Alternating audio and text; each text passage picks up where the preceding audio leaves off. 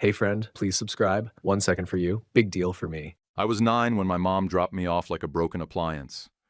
We walked into this squat brown building with peeling siding and windows that looked like they'd already given up. She signed papers with a bored woman behind glass, kissed the top of my head like she was checking a box, and said, "2 days, Percy. Just 2 days. Be good." Then she left. Before we start, tell us which city or country you're listening from. Let's see which corners of the world we've gathered from today. Thanks. And now the story. I watched her taillights disappear past the gate and thought, knew. I'd see her again by Saturday. That was a Tuesday. The next Tuesday came and went. So did the next. And the next. I started hanging out by the office door every afternoon, pushing around a mop I didn't need because I didn't want to say I was waiting for someone who wasn't coming. I kept telling myself maybe she got sick, maybe her car broke down, maybe she was just late. But kids know when it's a lie, even if we pretend we don't. The older boys clocked me quick. Quiet kid, no backup, too skinny for my own shoes. One named Darren called me Percy Purse and tried to jam my head in the laundry bin. I didn't cry, but I stopped using my real name. Just Foster. I figured it sounded tougher. I stayed out of the way mostly. Learned to eat fast, speak last, and walk like I had somewhere to be even when I didn't. But it didn't always save me. One afternoon I was getting cornered behind the basketball shed.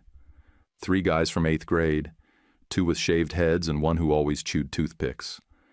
The one with the toothpick shoved me hard and said, "Let's see if Foster cries today." Then I heard her voice, small but sharp. "You touch him," I tell Coach Wells. It stopped them cold. This girl, Kate, stepped between us. 7 years old, bony arms, wild brown hair pulled into a lopsided ponytail, chin high like she had backup I couldn't see.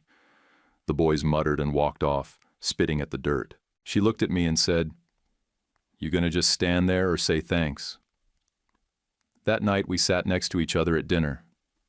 I gave her my milk carton. She gave me her roll. She said I chewed like a goat. I said she talked in her sleep. When other kids told her I was a loser or told me she was clingy, we doubled down. She handled the whispers. I handled the shoves. We didn't explain ourselves. I told her I'd be an architect someday. Build a house nobody could be kicked out of. She snorted and said she'd run the place so it didn't fall apart when I forgot to pay the light bill. At night, under my bunk, I drew floor plans with my finger in the dust. In the morning, she'd quiz me on multiplication facts with a chewed-up pencil.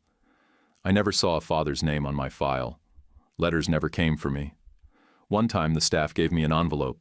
They thought it was mine. It wasn't. I didn't cry after that day. Not once. We made a promise one night under the flickering hallway light near the laundry room, me sitting cross-legged, her braiding strips of towel into a rope. We'd hold our own, and we'd hold each other. That's how we said it. Like a pact. No handshakes, just words. Looking back, I know what that moment really was. That was my first blueprint. Not a house, a life. And Kate? She was the first thing I ever built that didn't fall apart. We grew up in the same orbit. After high school, I picked up a dawn shift stacking beams at Jensen's Lumber outside Tulare. Paid almost nothing, smelled like hot glue and sweat. But it was a start. I spent nights grinding through courses at the community college, chasing every scholarship and grant I could find.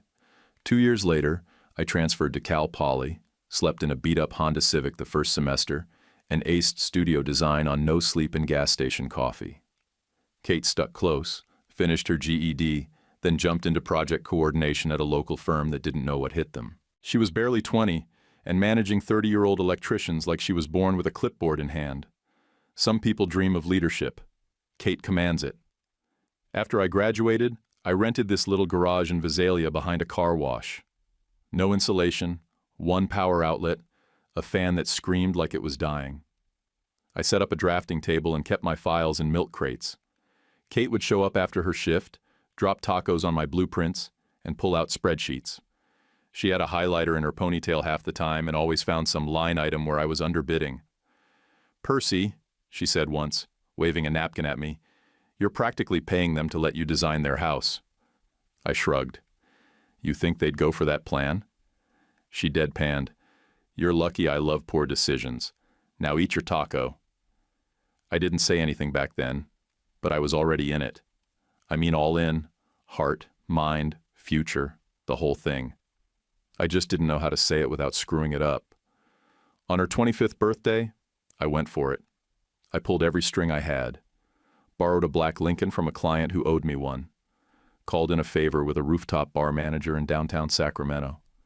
Got a banner printed that said, "Happy birthday, Kate," like I was some big shot.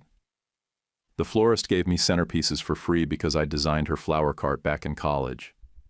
The DJ was the brother of a guy whose porch I'd sketched out on a paper towel one weekend.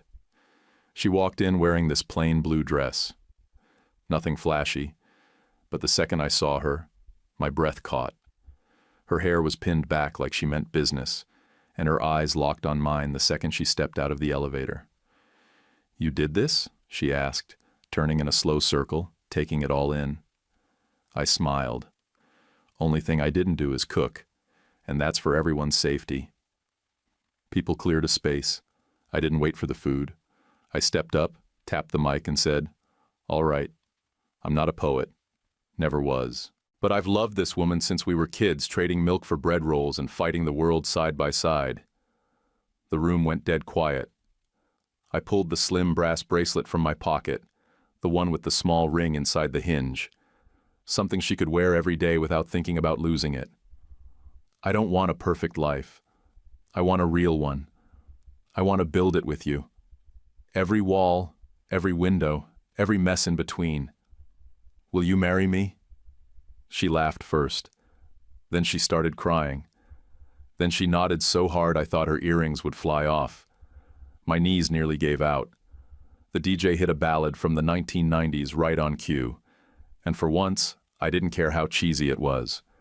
I didn't care about anything except her arms around my neck and the way she whispered, "You big softy. Of course I will." Later, she told me she never saw it coming. She always thought I saw her as a teammate. Strong, loyal, dependable.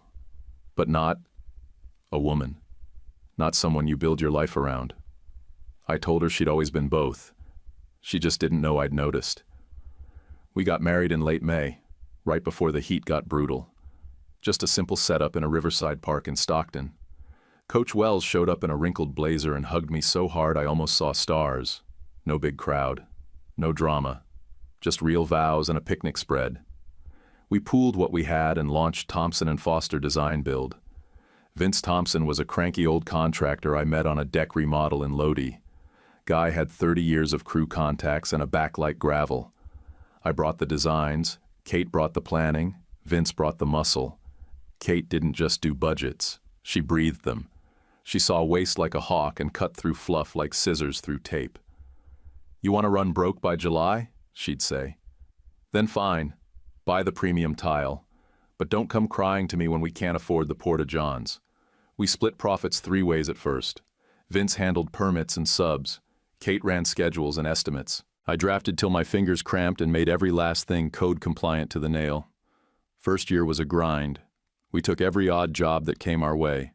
Gazebos, add-ons, one haunted-looking sunroom nobody else would touch. Then the work picked up. Then it didn't stop.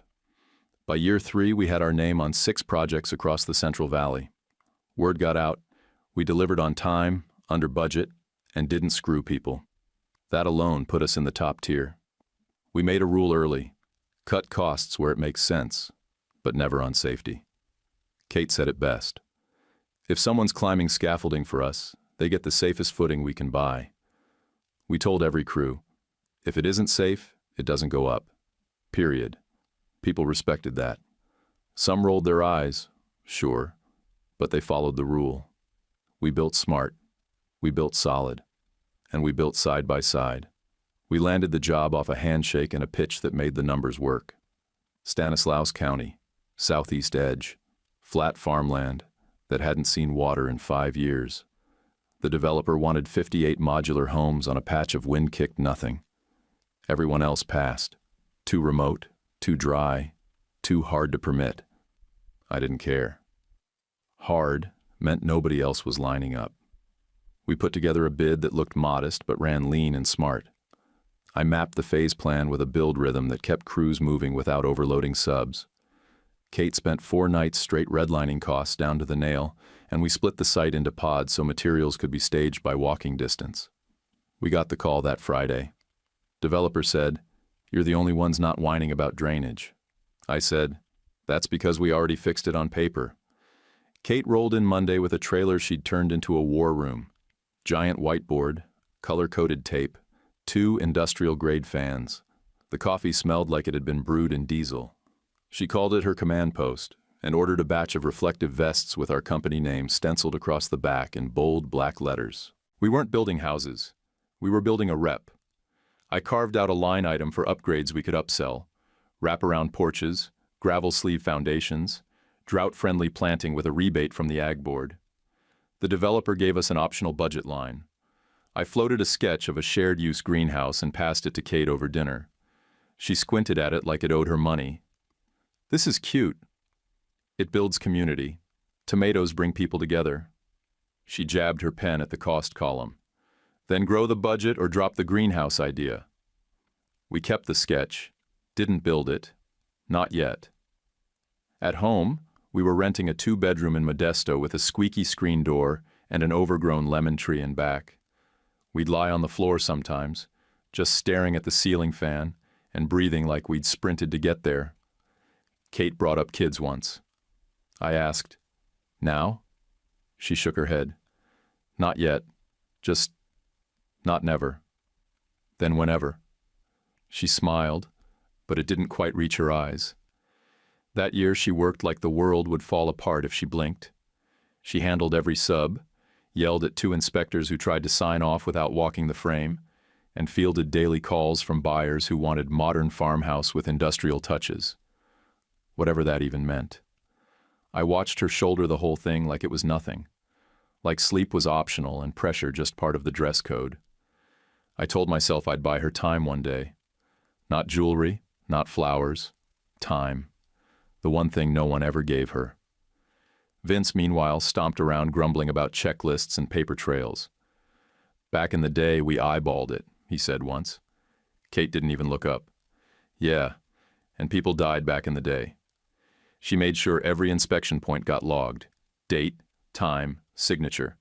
I backed her always. We had a site super named Raul who came cheap, talked slick, and moved fast. Too fast. He'd been on 2 smaller projects before this one and looked good on paper. But in the field, he skipped steps when no one was watching. Twice we caught him cutting corners on bracing. You don't mess around with bracing in the valley. That wind comes in sudden and mean. We pulled him aside. I told him, temporary doesn't mean optional. He nodded, said all the right things, and went back to sprinting.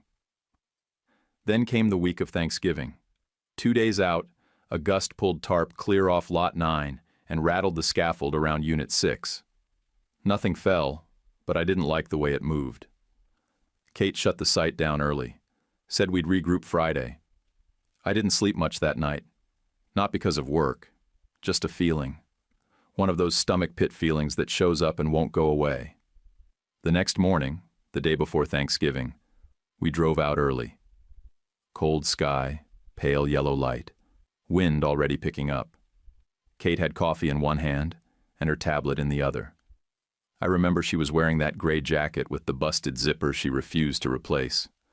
We were there to check the truss drop on the new units, Lot 11 and 12. They'd framed up the day before, and the temporary false work was supposed to be reinforced overnight. Supposed to be. The frame looked light. Too much sway.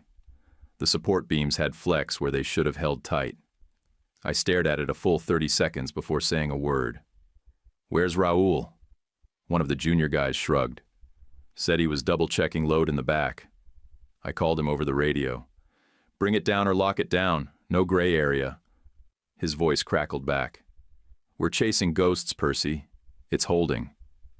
Kate looked at me. He's full of it. I know. The wind kicked harder. I heard the scaffold creak. We turned to head back toward the trailer and got maybe 10 feet before the gust hit. It came from the west, hard and fast like a slammed door. The frame cracked. This awful sound, like steel screaming. The crossbrace on Lot 11 folded. One beam broke clean and dropped. The whole section of falsework sheared sideways, taking the top truss with it. I turned to yell. I think I yelled. I saw Kate's face twist. Then everything went loud. Metal above, dirt below, the world flipped and collapsed at the same time. I hit the ground before I knew I was falling. Something slammed across my shoulders, then pressure, everywhere, deep and cold and final. Kate shouted my name, but it was already fading. I opened my mouth and tasted blood and grit. Then I didn't hear anything at all. The first thing I noticed was the smell, bleach and plastic. The second was Kate's hand in mine, her thumb twitching every few seconds like she was trying to stay awake. I was flat on my back in a hospital bed with wires coming out of both arms. My legs felt like distant rumors. My mouth was too dry to ask anything, but when Kate opened her eyes and looked at me, I knew it was bad. "You're here," she said, like it was something to celebrate. I croaked. "Barely." She smiled, winced, then said, "You scared me half to death, Percy." Her head had a bandage. Her left arm was strapped to her side. I didn't know what was worse, what I was seeing, or what I wasn't feeling. The first surgeon came in with slick hair and too many words, threw around phrases like lumbar compromise and nerve impingement. He handed Kate a pamphlet and left before I could blink. The second surgeon shrugged like we were picking lunch. The third pointed to a fuzzy blob on the scan and said, "Possible mass." Floated the word tumor like it was no big thing. Just background noise. The biopsy didn't give us answers. Not cancer. Not cancer. They called it inconclusive. Said the pressure on my spine was the priority, not the mystery lump. I was scared, but I didn't want to say it out loud. So I just signed the papers for the decompression surgery and kept my jaw locked tight. Kate sat with me while I signed. Didn't push, didn't plead. Just held my hand and said, "Whatever happens, I'm not going anywhere." They cut me open twice. Both times I woke up hoping for a miracle and got nothing but pain and a different angle of numb. My legs didn't move. My back felt like it was packed with bricks and bad news. On the third Tuesday after surgery, I broke. I told Kate I was done. No more scalpels, no more hospitals.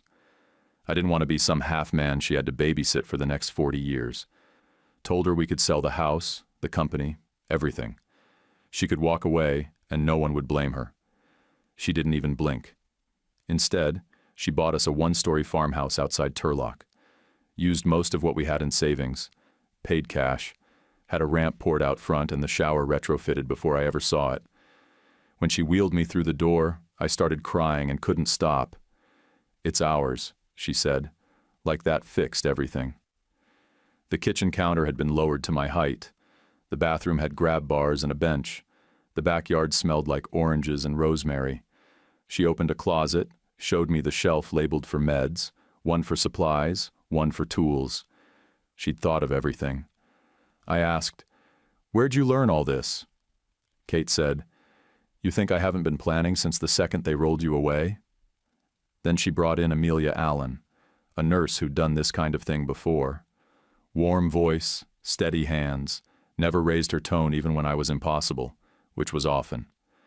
Amelia cooked oatmeal from scratch and logged everything in a binder, line by line.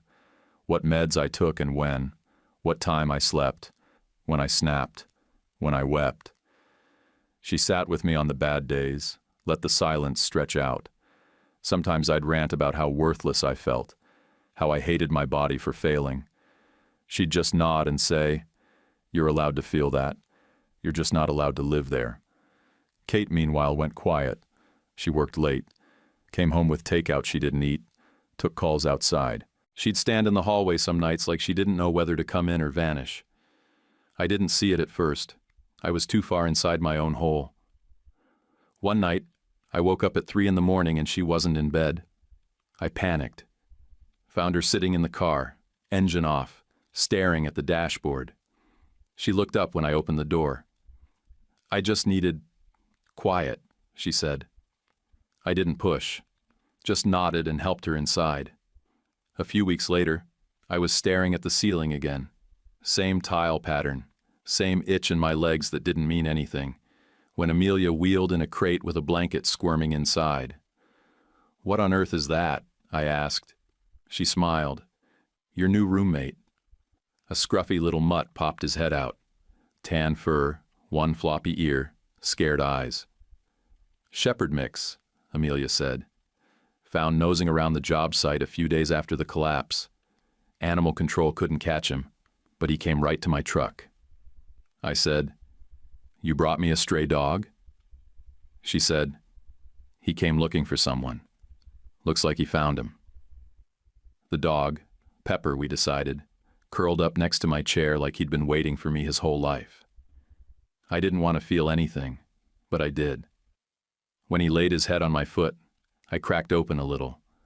I told Amelia, "I don't do hope." She said, "That's all right. He does enough of it for both of you." Pepper was the first to trust him. The moment Kenneth Davis stepped through the door, plain jeans, faded button-up, canvas bag slung over one shoulder, Pepper didn't bark or sniff or circle. He just walked up, looked him in the eye, and laid down at his feet. Amelia watched it happen and said, "Well, that's rare." Kenneth looked down at the dog, then at me. "He always pick people this fast?" "Not people who carry charts," I said. He didn't flinch. "Good to know." His voice was steady, clipped, but not cold. He moved like a guy who'd worked long hours with short tools, shoulders back, knees bent, like he was always halfway into a lift. No white coat, no badge, just the kind of calm that comes from doing the job for longer than most people last. He didn't open the file right away. He pulled a chair across the living room, sat beside me and said, "You mind if I run a few tests? No promises, just information." I said, "If you can handle some rough language, be my guest."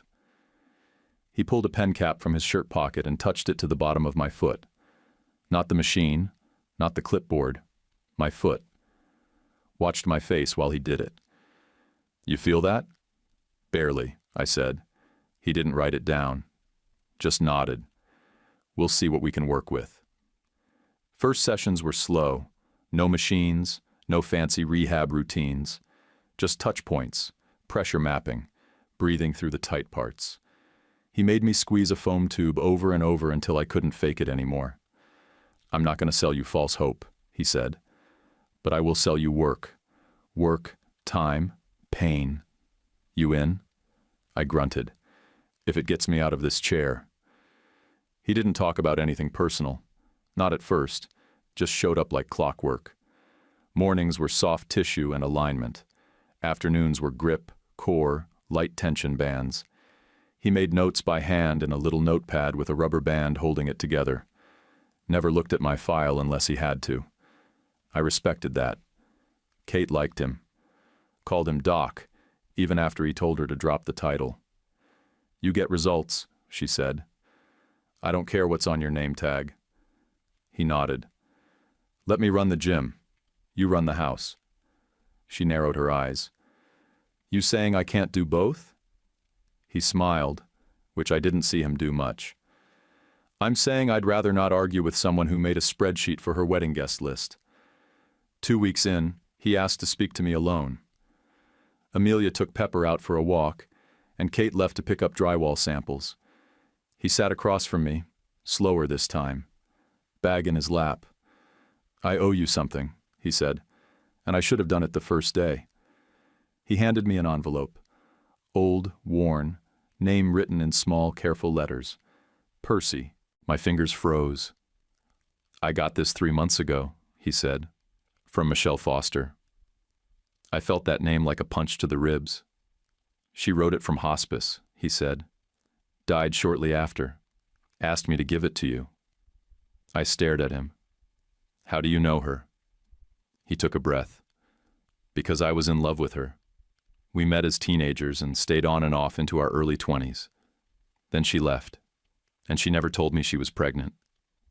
The air sucked out of the room. "You're saying, 'I'm your father, Percy.'" My throat closed. I couldn't look at him, not right away.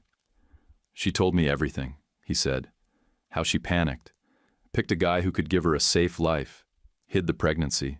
Dropped you at the county office. She said she never forgave herself." He pulled something else from the bag. A folded piece of crumpled paper. My drawing. A crooked house with a chimney. 2 stick figures. 1 dog. I remembered it. I drew it in the group home when I was 9.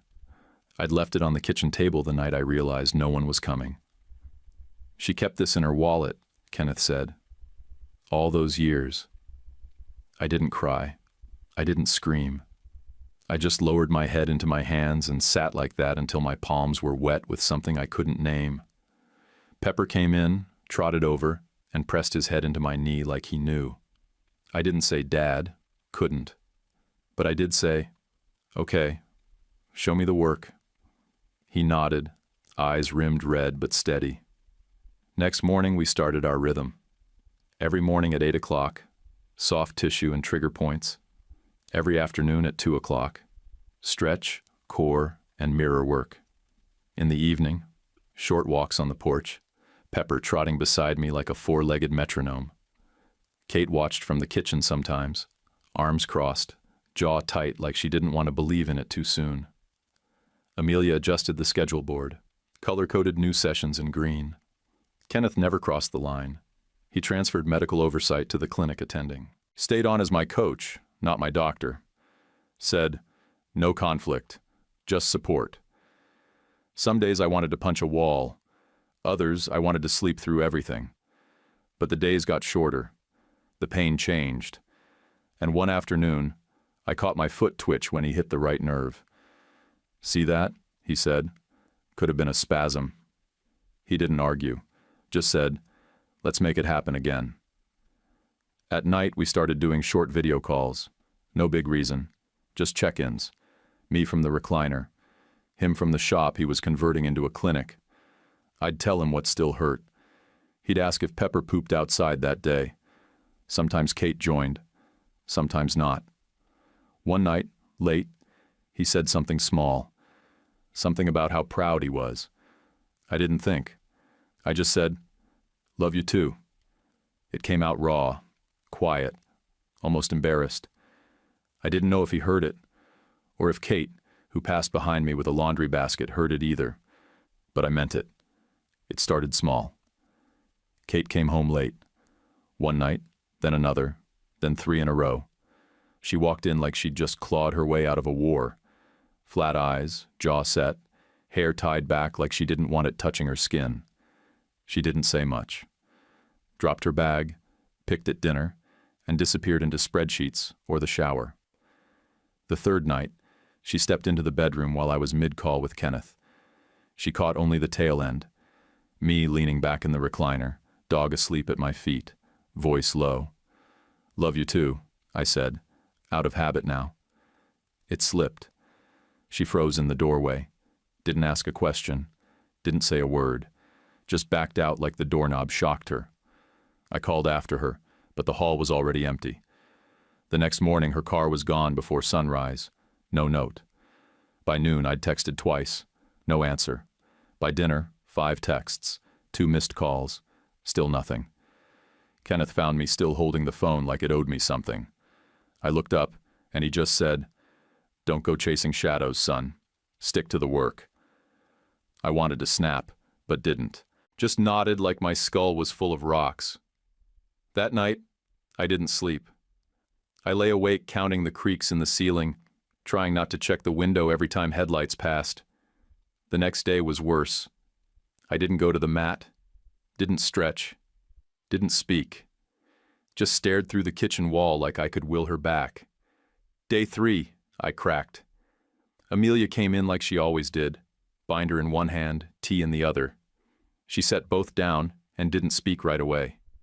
Then she slid the binder onto my lap and tapped the cover. "You need to stop guessing." I blinked. She reached into the side pouch and pulled out Michelle's letter. The one Kenneth had given me weeks back. The one that still smelled like faded perfume and regret. She needs to hear this, Amelia said. Not from paper, from him, from you. I didn't move. You two are too loyal to give up this easily, she added, voice sharp now. But loyal doesn't mean silent. Around 4 p.m., the screen door creaked. Kate walked in like she was made of glass and duct tape. Her shoes were still crusted with sand. Her hair was knotted from salt air. She looked 10 years older and half as sure of herself. I didn't let her start. Kate, I said, that man you heard on the call? That's my father, Kenneth. He's not a secret. He's not an affair. And I should have introduced you both weeks ago. I was wrong to keep it quiet. She didn't speak. Kenneth stepped forward with the envelope in hand and a folded document behind it. This is from Michelle Foster, he said, voice steady. Dated 3 months ago. Hospice intake. It matches Percy's birth month, placement, and location. No guessing. Just truth. He didn't push it into her hand, just held it out and waited. Kate took it like it might bite her. She opened the letter, read a line or two, then unfolded the paper underneath. It was the drawing, my old floor plan sketch with 2 stick people and a lopsided roof. She stared at it a long time. She kept this? Her voice cracked halfway through. She really kept it? She did, Kenneth said. All the way to the end. Kate looked at me. I thought you were... I know. I heard... I know. We stood in it. That ugly, stupid, heart-punching silence where everything could still fall apart. I'm sorry I ran, she finally said. I'm sorry I made space for you to think you had to. We both laughed. Just a breath. Then we stopped, because it wasn't funny. Trust first, I said. Kate nodded. Like a job site rule.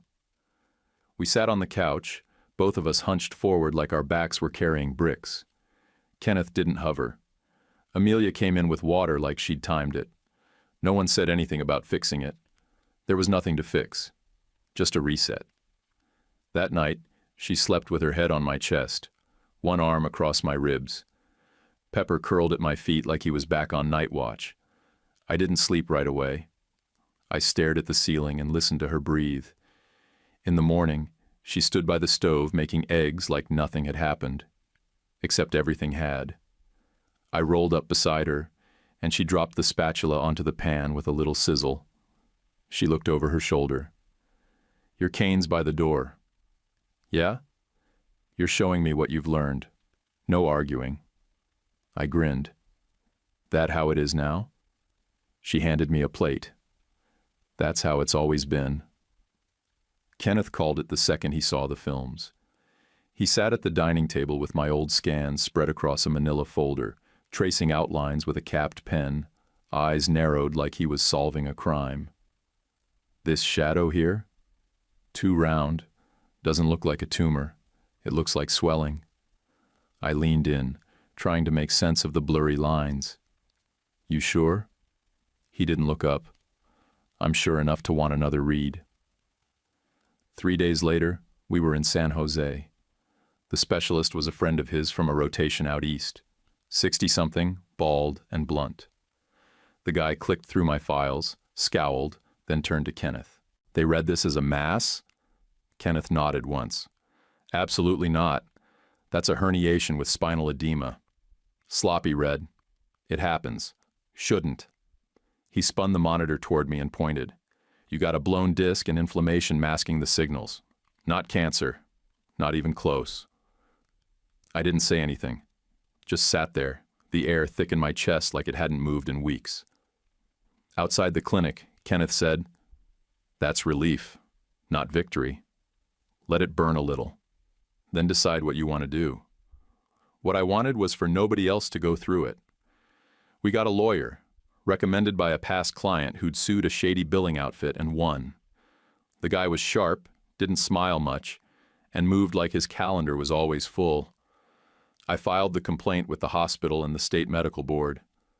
Not for money, though we settled later for a number that made my hands sweat when I signed, but because some other scared kid might get handed the same maybe cancer speech with nothing behind it but lazy eyes and a half-read chart. With part of the settlement, I bought Vince out of a big chunk of the company. He didn't argue, just said, I was going to retire when I hit 70. You got me early. We built out a training stipend for all our crews, safety first bonuses, workshop weekends. I had a sign made in block red letters and nailed it to the inside of every trailer we used. Temp bracing isn't optional. It hung at eye level, where no one could miss it. As for the site accident, we didn't guess anymore. Kate went digging through our marketing time-lapse footage, pulled clips from the pole cam we'd set up near Lot 12. It had caught everything. Raoul skipping bracing. Raoul marking checkboxes on a clipboard without looking. Raoul turning his back when the wind kicked. We sent the footage to OSHA. They called it gross negligence. Raoul got fired. The developer got fined. We got flagged for failure to supervise, and we didn't fight it. We updated our protocols, required signed daily logs with timestamps and photos. Kate set up the system, and I reviewed it every week with a red pen and a short fuse. People stopped calling it an accident. They started calling it what it was: preventable. I didn't want revenge. I wanted clarity. I wanted us to own what we'd missed and build something that couldn't be missed again. Back at the house, Kenneth's program leveled up. He wasn't mean, not exactly, just relentless. Scar tissue in my back? He found it with his thumbs and pressed until I shouted loud enough for Pepper to hide behind the couch. Stretch bands? He had me doing reps until my hands shook and the sweat dripped off my elbows. You want comfort? Go sit in the chair, he'd say. You want progress? Keep going. One morning, he stood me up between two parallel bars on the porch. Pepper sat at the end like a four-legged drill sergeant, tail twitching. I took one step. My knee buckled. Kenneth caught me. Again. Second try, the leg held. To anyone else, it looked like nothing. A shuffle, a twitch. But to me, it felt like the ground remembered my name. Kate started blocking her afternoons. She'd show up in work boots and a pen tucked behind her ear, counting reps like she was calling out concrete mix ratios. 7, 8, breathe. You're locking your jaw again. Sometimes she cried. Sometimes she didn't. I didn't ask. Amelia and Kenneth started acting different. Not dramatic. Just small things. Long looks, shared coffee. I caught them holding hands on the porch one night, her thumb tracing over his knuckles like she didn't know she was doing it. I didn't say anything. Not then. Not yet. That same week, I stopped needing the TV to fall asleep. I stopped hearing the crash of steel in my dreams. The sound of wind didn't make me flinch. I didn't count the ceiling tiles anymore. One evening, Kenneth leaned against the kitchen counter, flipping through the rehab notebook. You're close. I said, to what? To walking.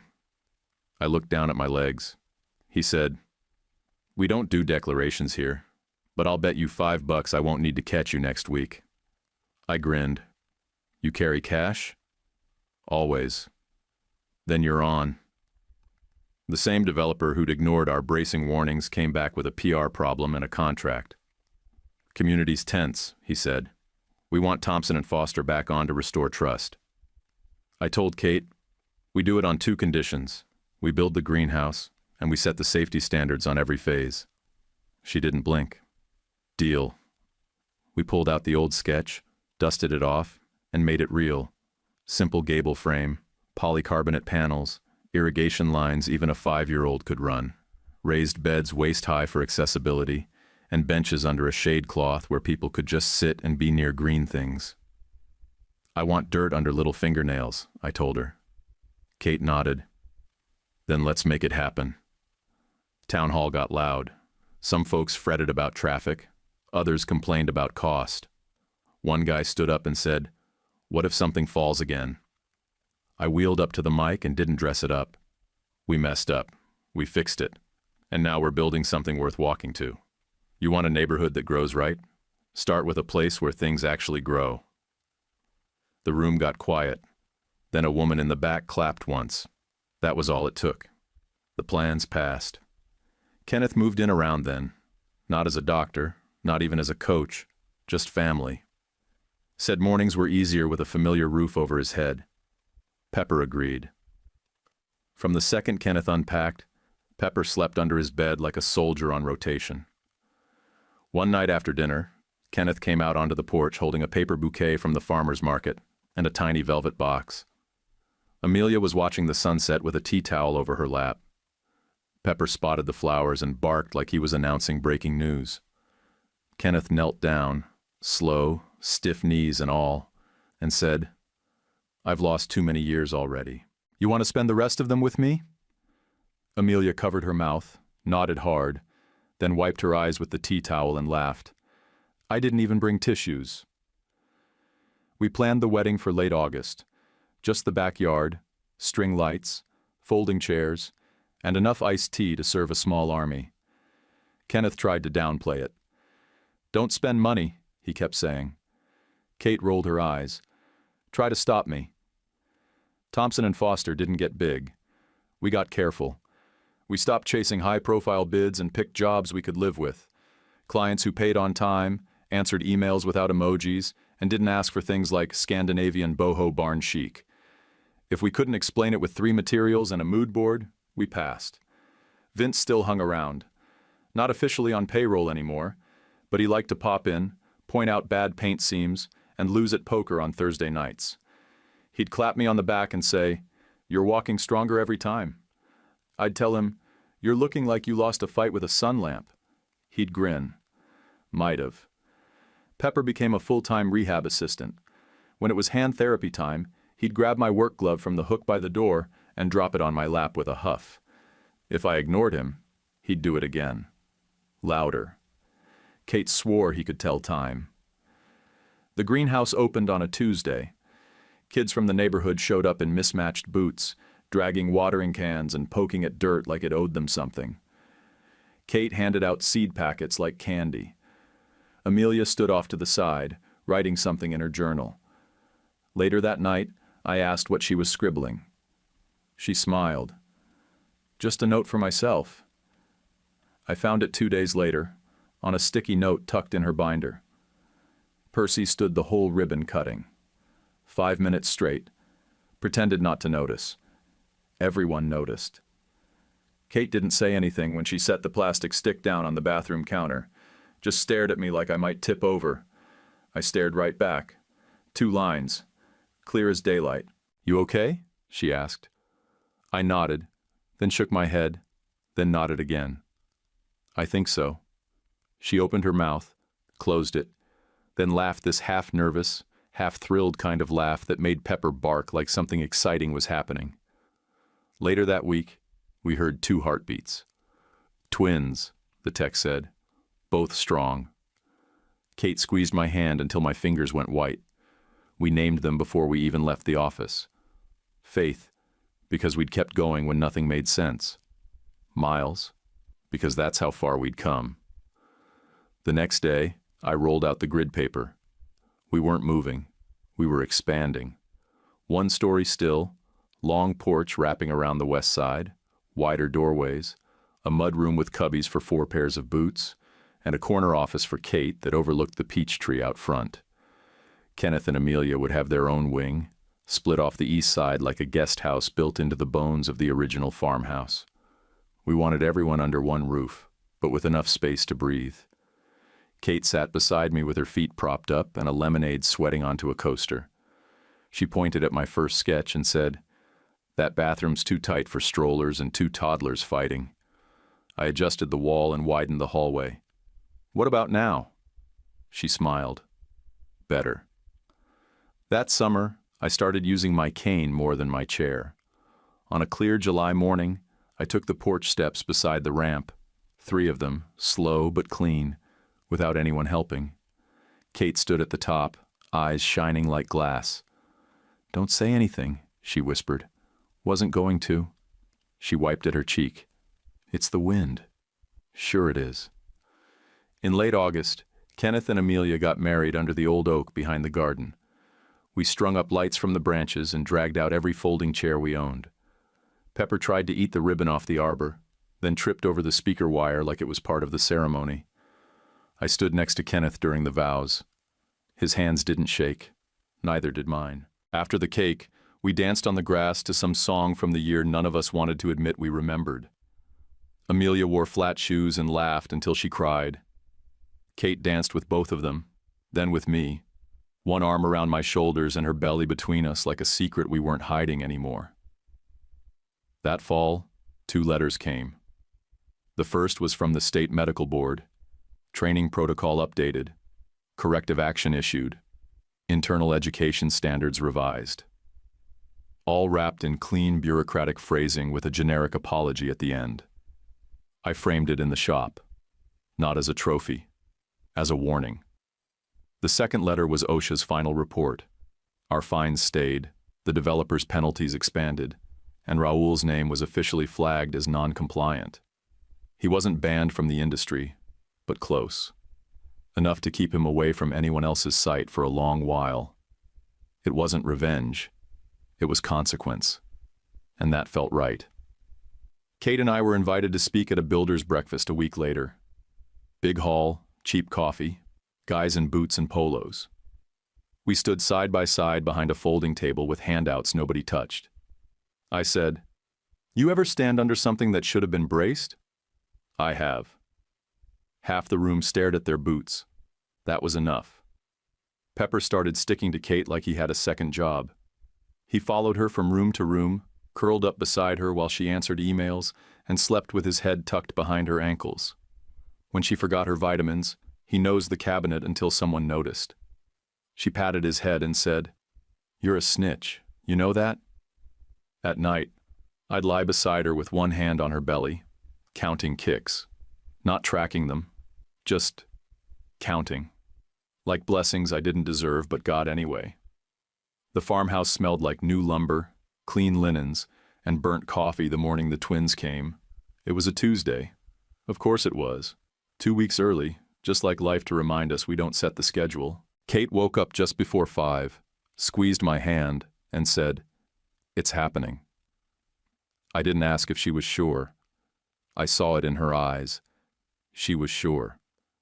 The ride to the hospital felt both too long and too fast. I held her hand the entire way, kept checking the clock like that would help. She didn't yell. She gritted through it like she was walking into another job site. In the delivery room, I wasn't thinking about trusses or foundations or failed inspections. I wasn't thinking about pain or rehab or anything that came before. I was just a man waiting to hear 2 small voices. And when they cried, faith first, Miles right after, something let go in my chest. Something that had been clenched since I was 9 years old, sitting by the office door pretending to have chores.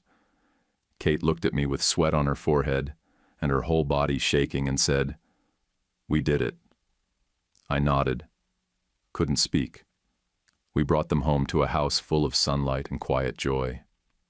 Kenneth and Amelia were waiting on the porch with casseroles we didn't ask for and advice we didn't argue with. Pepper sniffed the car seat like a TSA agent, then sat down as if to say, "Okay, I approve." The nursery was painted pale green with wide windows and a rocker Kate found at a flea market and sanded herself. She hummed lullabies I didn't recognize, and I made up harmonies under my breath. The babies didn't care. They just curled in close, warm and small and full of everything we'd fought for. That weekend, we hosted the greenhouse's first kids' planting day. I walked from the car to the front gate without stopping once. A neighbor's kid handed me a tiny tomato start and said, "This one's yours." I took it like it was a trophy. We used part of the settlement for something real. New hires who weren't there just to punch the clock, training budgets that meant something, and a scholarship fund in Michelle's name for kids in recovery programs who needed help getting back on their feet. Bus fare, rent, food that wasn't in a vending machine. I didn't forgive everything, but I didn't let it rot me either. Kate and I still say it out loud when things get rough. Lead with trust. It's not a slogan. It's survival. She still freezes up sometimes when things come at her too fast. I still get stubborn when something doesn't go my way. We've learned to call it, fix it, move on. Kenneth still got that old oak attitude, always with a list in his pocket and an opinion no one asked for. Amelia keeps him honest. She checks the spice rack before every grocery run and tells him, if we buy another jar of paprika, we're getting a divorce. They argue about bills and recipes, then hold hands during old reruns like they're still figuring each other out. I'm 34 now. Kate's 32. Kenneth is 58. Amelia's 52. Pepper's gone gray around the face. His steps are slower, but his eyes still track every move I make like he's waiting for the next cue. He sleeps at my feet every night, same as he did the first week he came into my life and decided I was his. And if you're wondering whether the person closest to you can be the one who breaks you, sure they can. But they can also be the one who rebuilds you, piece by piece, without ever calling it a rescue. I was a boy left at a county desk. Now I'm a man with a family, a future, and a gate that never locks. Call it payback. Call it luck. Call it anything you want. I call it mine. Quick thing before you scroll. Can I ask you something real? When life knocks you flat, who's the person you'd bet everything on to help you stand back up? If this story hit home, tap the hype to help it reach someone else who might need it. Don't forget to subscribe and hit like. It's huge for us, and just one click. And drop a comment below, even just a good story or your thoughts. I read everyone. Love you guys. YouTube picked this for you. Tap it. Let's see if they guessed right.